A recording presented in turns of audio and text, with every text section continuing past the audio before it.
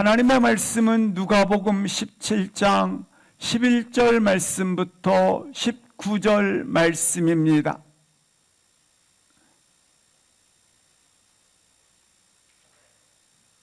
누가복음 17장 11절 말씀부터 19절 말씀 함께 합독하십니다.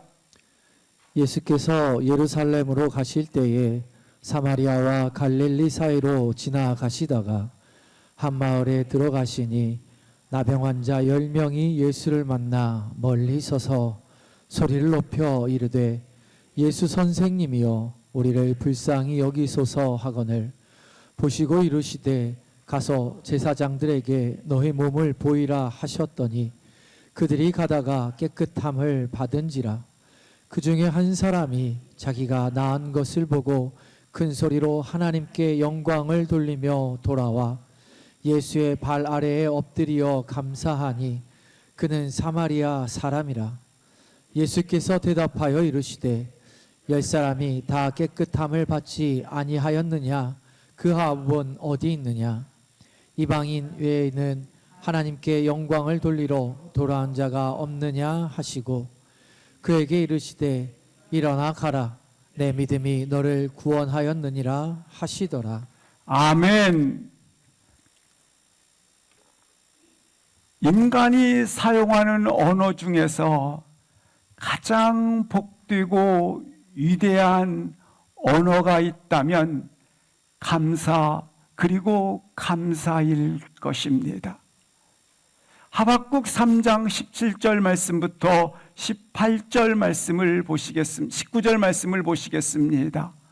비록 이전에는 무화과 나무가 무성하고 포도나무에 열매가 있고 감람나무에 소출이 풍성하고 밭에 먹을 것이 있으며 우리의 양이 있고 외양간에 소가 있을지라도 이 일로 내가 감사하였다면 이제는 18절 말씀을 보시겠습니다.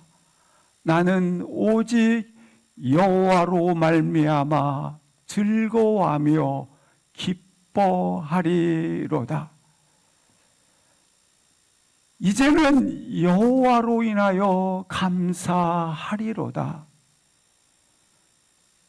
욥기 1장 21절 말씀해 보시면 이는 모든 것이 여호와로 말미암아 왔기 때문이라. 주신 이도 여호와시요 거두신 이도 여호와이시로다. 그렇습니다. 기적 때문에 감사하면 기적이 끝난 즉시 기적 또한 멈춥니다.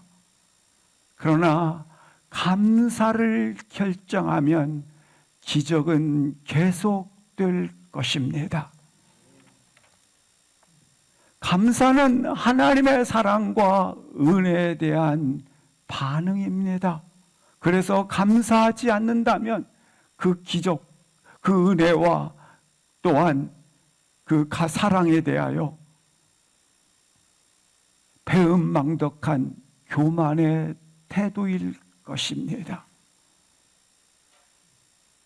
우리가 아침에 눈을 뜨면 이렇게 걸을 수 있다니.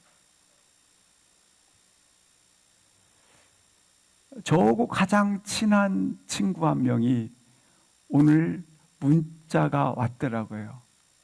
가장 친한 친구가, 당신의 가장 친한 친구가 주님 품에 5시 13분에 천국 갔습니다. 문자를 못 보지 않습니까? 전화가 왔더라고요. 그 친구가 2주 전에 병원을 신방을 했는데 저한테 그러더라고요. 미안해요. 미안해. 뭐가 미안할까? 이렇게 우리가 함께 예배할 수 있는 이 시간이 주어진 거 얼마나 감사한지. 일용할 양식 주신 것을 감사합니다. 감사합니다. 사랑하는 성도 여러분, 감사할 이유를 찾지 못했다면 그것은 당신에게 있습니다. 기억하십시오. 원망과 불평과 시비는 마치 들풀처럼 자라고 번식합니다. 그러나 감사는 의도적으로, 의지적으로 길러내야 하는 훈련입니다. 그러므로 사랑하는 성도 여러분, 감사는 훈련의 결과이기 때문에, 길러내야 하기 때문에 어떤 상황, 어떤 조건에 있든지 감사를 고백할 수 있기를 주의 이름으로 기도합니다. 왜냐하면 감사는 인성의 차원을 넘어 영적인 태도이기 때문에 그렇습니다.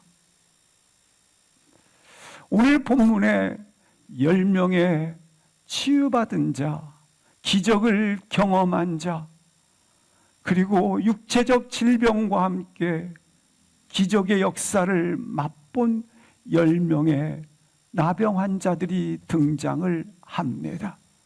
그런데 그 중에서 단 한 명만 감사함으로 말미암아 기적을 경험했을 뿐만 아니라 생명의 길, 영생의 길, 구원의 길을 걸어갔다고 하는 것입니다. 감사로 돌아온 이 한 사람을 향하여 주님께서 질문을 하십니다. 나머지 9은 어디 갔느냐? 10명의 치유받은 과정을 보면 동일합니다. 주님께 나왔습니다. 그리고 그들은 하나님의 치유가 일어났습니다. 그리고 제사장에게 가라는 명령에 순종까지 했습니다. 여기까지는 동일합니다. 그러나 그들의 이와 같은 9명과 1명이 그처럼 달라지고 그 결과가 달라지는 것은 어디에 있습니까? 유일한 간음의 길은 바로 단 한 가지 감사에 있었다고 하는 것입니다.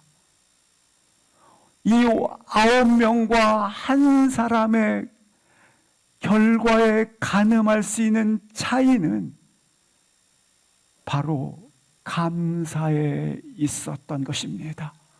오늘 누가복음 17장 11절 말씀부터 13절 말씀해 보시면 예수님께서 예루살렘으로 가실 때에 사마리아와 갈릴리 사이를 동서를 가로지르는 이스라엘 골짜기를 따라 가시다가 12절 말씀, 한 마을에 들어갔을 때에 나병 환자 10명이 예수님을 만나 멀리 서서 13절 말씀을 보시겠습니다.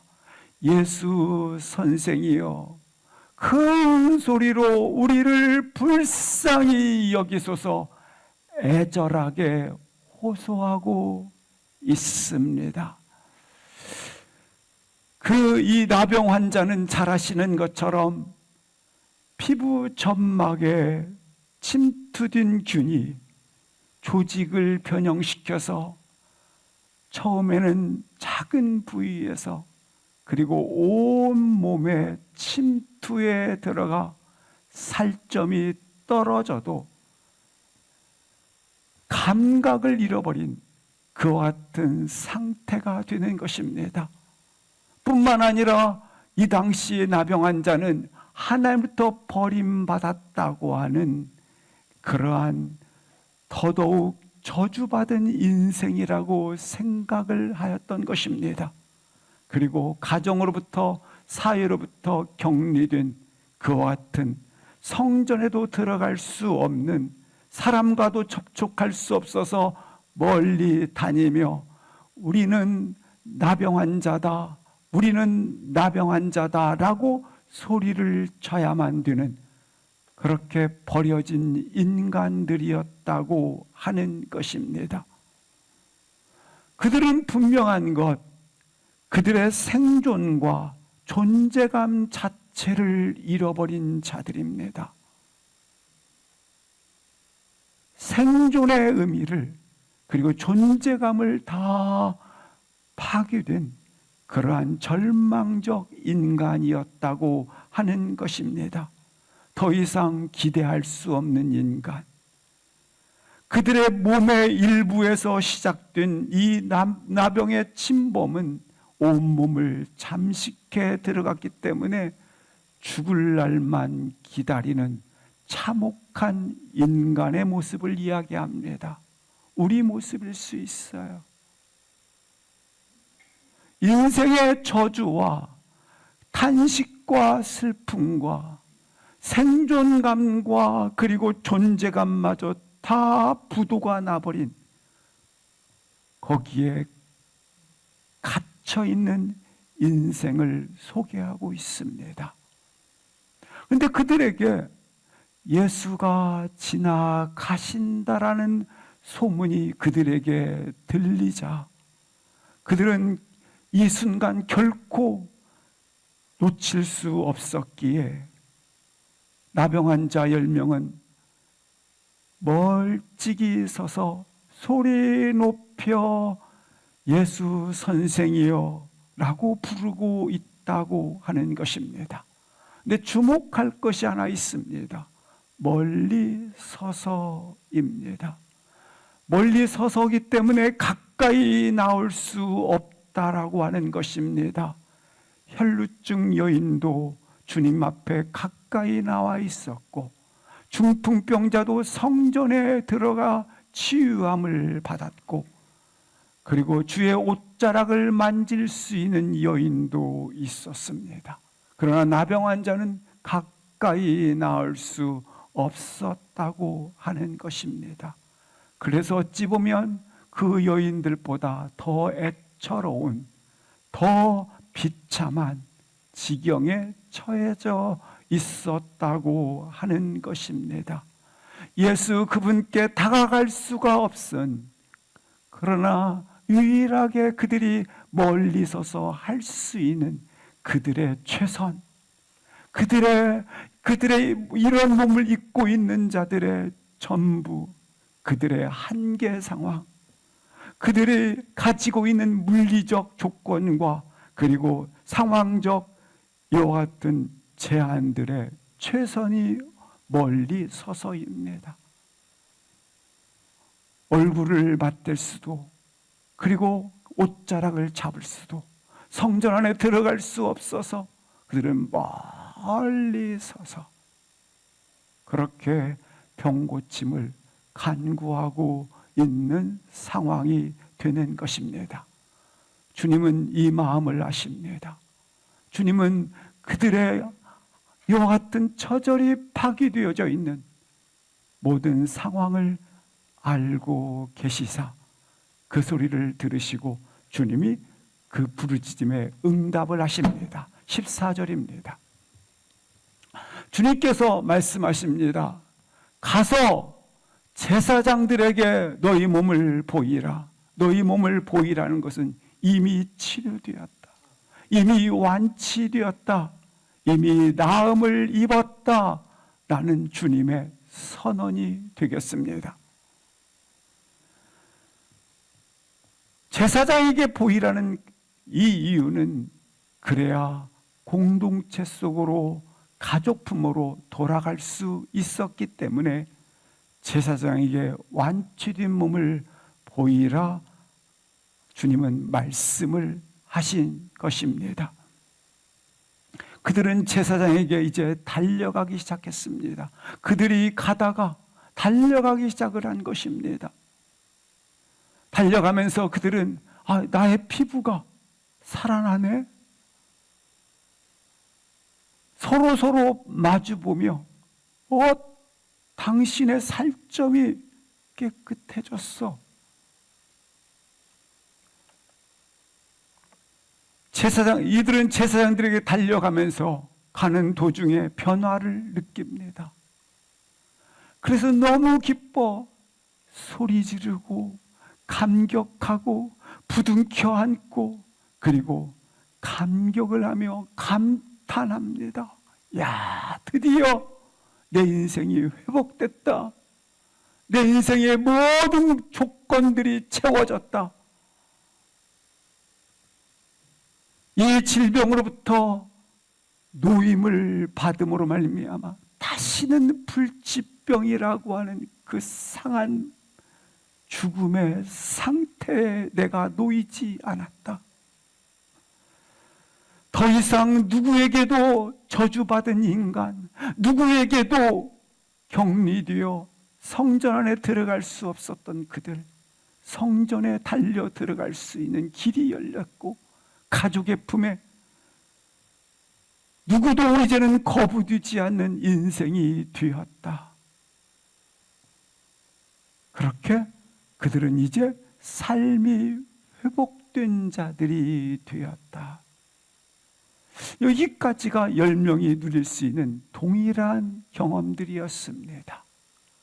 예수님을 만난 것, 그리고 절박함으로 부르짖었던 것, 제사장으로 달려가는 순종의 길을 걸었던 것, 그리고 기적으로 나음을 입었더라.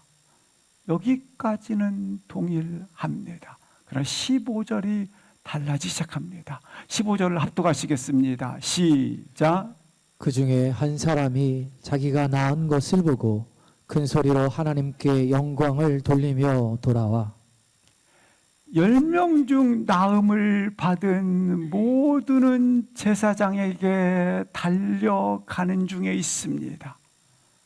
그들이 달려가는 중에 나음을 보았지만 오늘 본문 그 중에 한 사람만 예수님께 돌아왔다고 말씀을 하고 있습니다.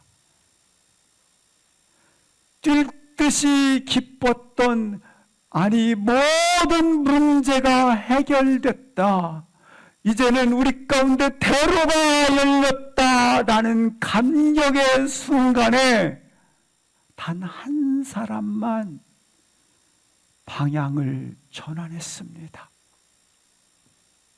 여기서부터 그들의 삶은 전혀 다른 길을 걷습니다. 이 9명과 이 한 사람의 의식의 차이는 무엇이었을까? 이 순수 10분의 1의 한 사람, 10명 중에 단 한 사람, 오직 한 사람, 그만이 다시 열린 축복의 길을 걸어가게 하였다고 하는 것입니다.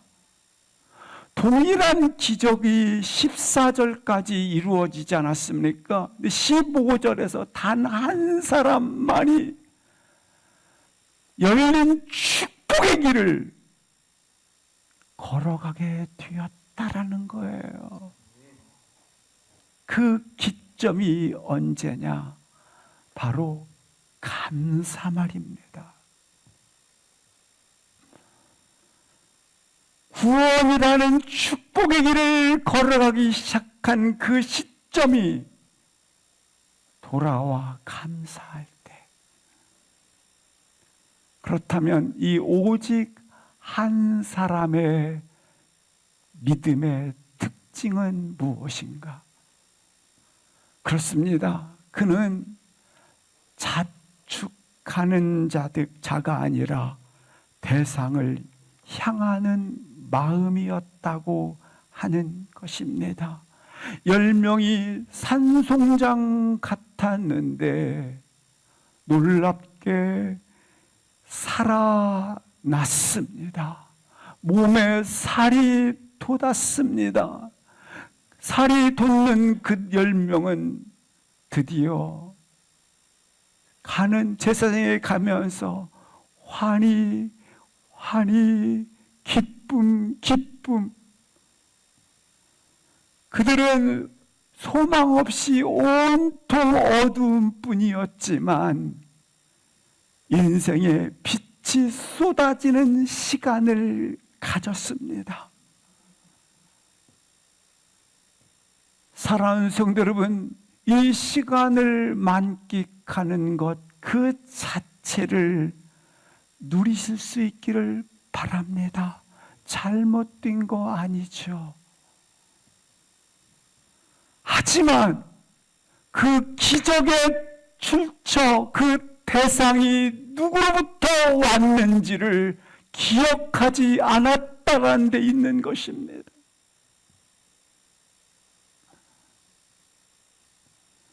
그 기적의 출처가 누구로부터 왔는지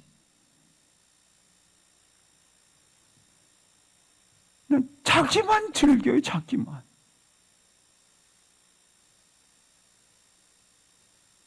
그들의 이 기쁨은 이내 이 한 사람은 바로 이 기쁨은 주님을 향한 감사로 향하고 있습니다.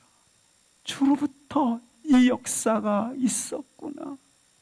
주로부터 이 영화의 양식이 왔구나.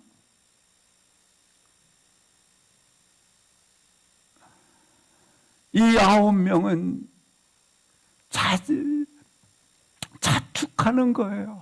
나 나왔어. 그래, 기뻐.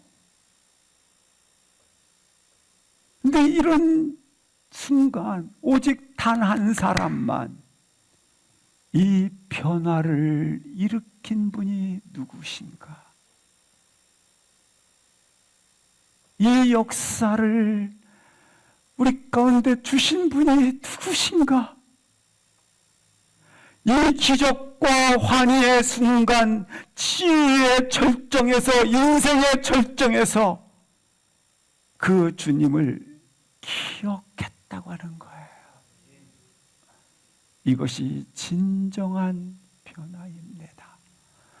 감사란 주인이 누구인지를 아는 거예요.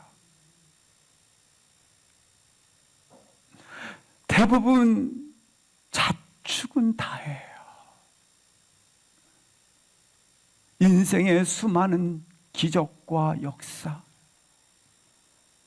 이거 받아 누리는 거 아멘이죠.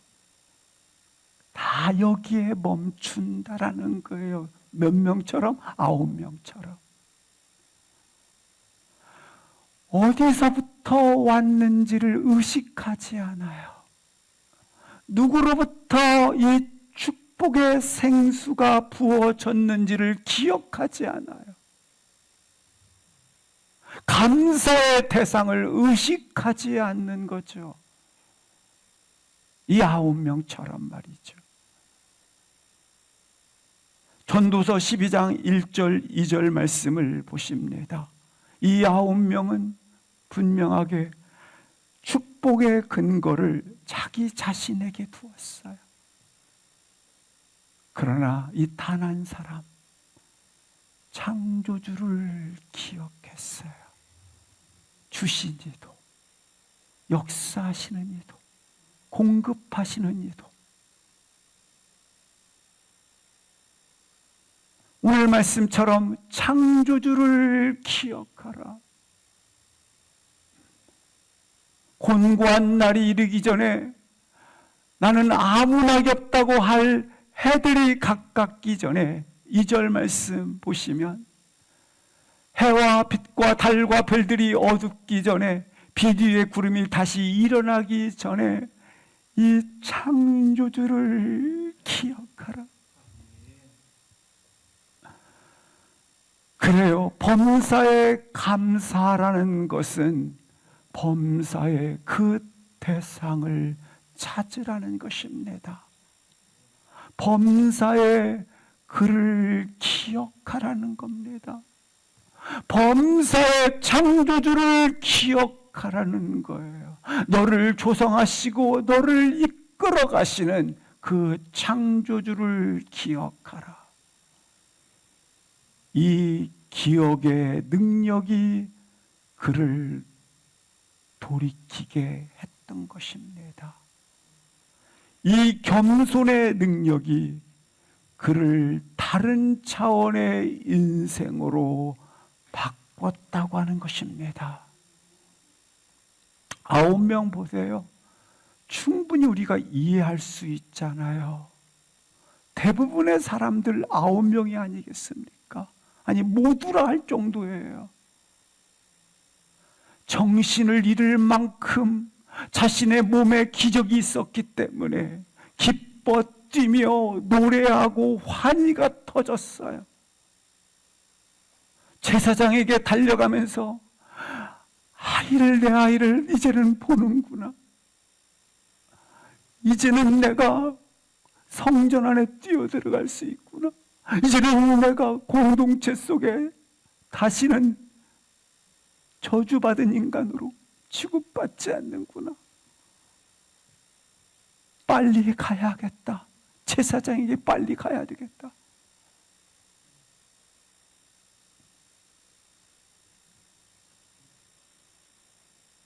그리고 그들은 생각할 수 있어요.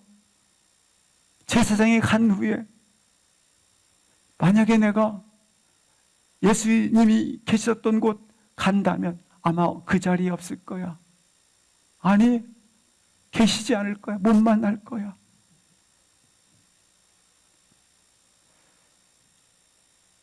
인간적으로 분명히 9명 이해가 돼요. 아니, 전지도 몰라요. 딱 이해받는 수준으로 사는 거예요. 9명처럼. 많은 사람들이 너도 나도 할 것 없어요, 이게. 딱 거기에 주저앉아 사는 거예요. 거기에 이해받는 수준에서 살게 되면 충분히 합리적 핑계도 될 수 있고 적절한 이유도 되고 아주 이게 합리적인 설득력이 있는 말이 돼요. 한 사람이 말이 안 되는, 말하기가 힘든 거죠. 9명은 충분히 합리적이고 핑계의 이유가 되고 설득적이고 얼마나 좋습니까? 대부분 9명이라는 거예요.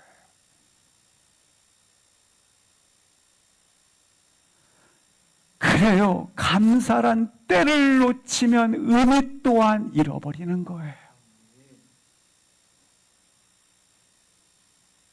자축하지 마시고 모든 이유들을 뒤로 하고 감사로 먼저 우리 가운데 걸어갈 수 있기를, 감사의 길을, 감사의 이유를 찾을 수 있기를 주의 이름으로 기도합니다.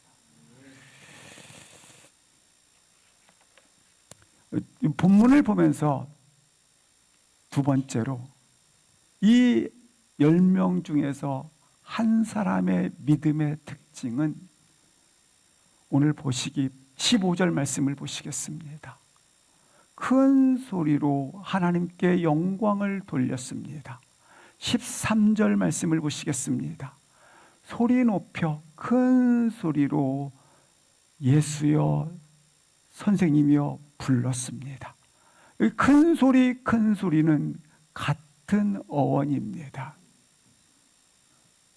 근데 질에 있어서는, 질적인 부분에서는 너무나 차이가 큽니다.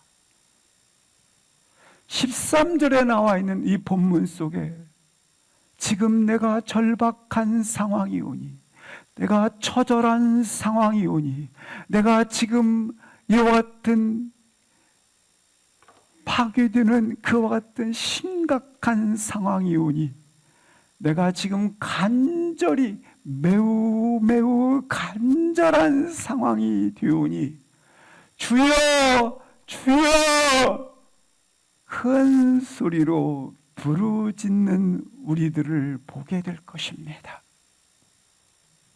대부분 이 부분은 큰 소리로 부르지만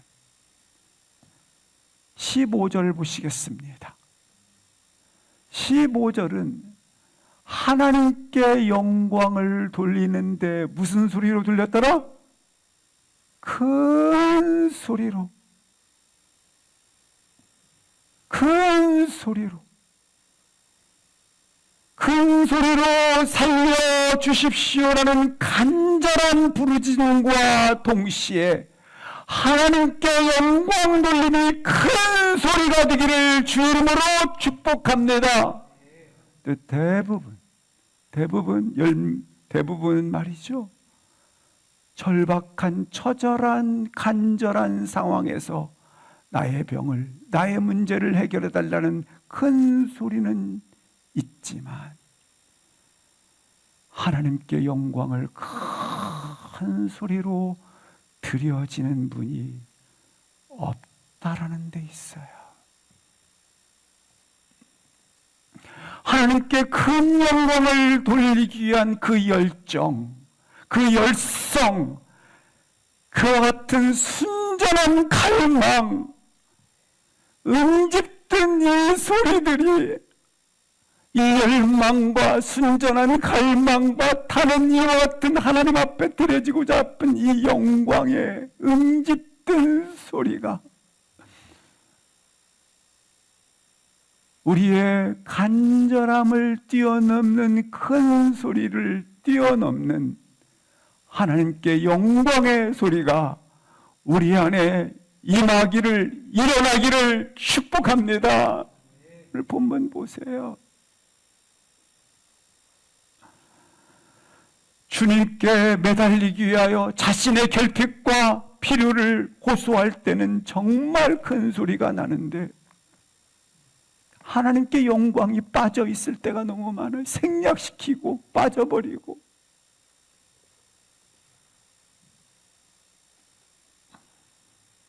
감사, 찬양, 영광 이걸 잃어버린 신앙인들이 많은 걸 볼 수 있어요. 신앙인이 자신의 이와 같은 부분들은 큰 소리가 나는데 처절함에 대해서는 하나님께 영광과 드리는 것은 빠져버리는, 우리가 가지고 있는 문제가 심각하면 심각할수록 더욱더 크게 외치십시오. 그러나 반드시 더 그것보다 큰 소리로 하나님께 영광 돌림을 잊어버리지, 아니 더 이렇게 열망이, 충만함이 그 같은 우리 가운데 터져나오는 응축된 소리가 함성으로 터져나오기를 기도합니다. 하나님께 영광을 돌려드리기 위하여, 높여드리기 위하여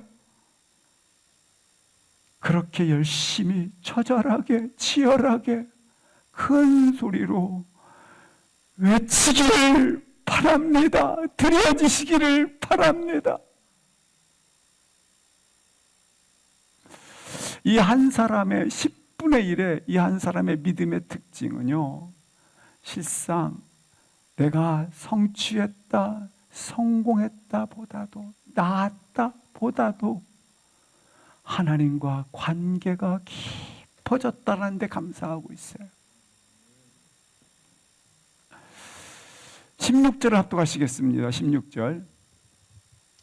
예수의 발 아래에 엎드려 감사하니 그는 사마리아 사람이라. 이 한 사람은 돌아가다가, 재생하다가 돌이켜 발 앞에 예배했잖아요.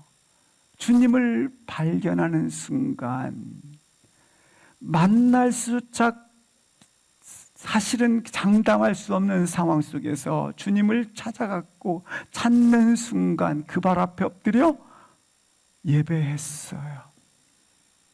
그래요. 그 발 앞에 엎드려 예배했다라는 말은 자기에게 나타난 어떤 변화, 기적보다도 내가 주님을 만났다. 내가 주님을 발견했다. 내가 주님과 아름다운 관계 가운데 들어갔다. 자신에게 베풀어 주신 모든 기적보다 실상은 내가 주님을 발견했습니다.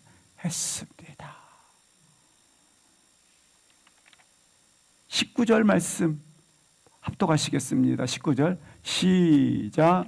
그에게 이르시되 일어나 가라 내 믿음이 너를 구원하였느니라 하시더라. 이 주님을 믿음을 가진 자에게 우리 주님께서 너에게 생명이 있느니라, 너에게 구원이 있느니라, 너에게 영원한 영생이 있느니라, 이 길이 열렸다고 하는 것입니다. 사랑하는 성도 여러분, 어떤 변화, 어떤 기적, 어떤 성취보다도 주님과 관계 맺기가 내 인생의 최상급이 되시기를 주의 이름으로 기도합니다. 주님과의 관계 맺기가 내 인생의 최상급, 내 인생의 몫은 주님과의 관계 맺기요.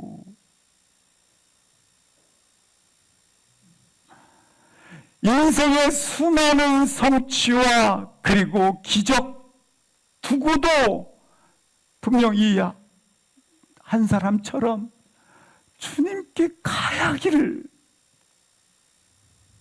지금 가는 길에 성취되었고 기적을 맛봤잖아요.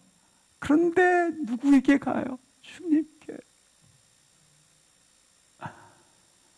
화려한 성공과 놀라운 경험 앞에서도 주님을 찾아 돌아가는 사람, 그 어떠한 박수와 환호 가운데서도 주님 발 앞에 엎드릴 수 있는 사람,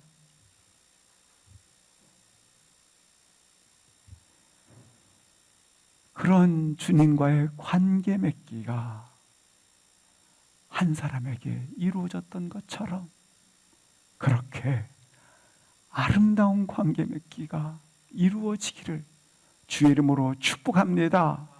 마지막으로 오늘 본문 한 사람의 믿음의 특징 17절 18절 말씀을 보시겠습니다. 지금 주님께 나와 엎드렸지 않습니까? 엎드려 예배하는 사마리아 사람에게 주님께서 질문하십니다. 다 깨끗함을 받지 아니하였느냐? 그 아홉은 어디 있느냐? 질문을 하십니다. 한 명만 돌아왔다. 왜 너만 감사하느냐? 한 명만 돌아왔다. 왜 너만 감사하느냐? 우리 주님은 이 사마리아 사람은 그 당시에 아수르의 이스라엘을 침략으로 말미암아 그들의 혼혈 정책으로 그렇게 그들의 이주되어 살았던 곳이 사마리아 땅입니다.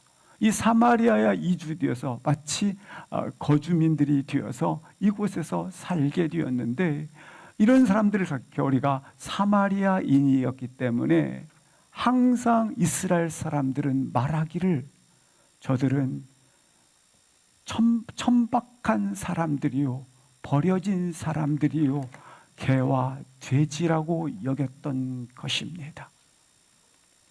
그런데 우리 주님께서 왜 너만 믿음의 사람이냐? 왜 너만 감사의 사람이냐?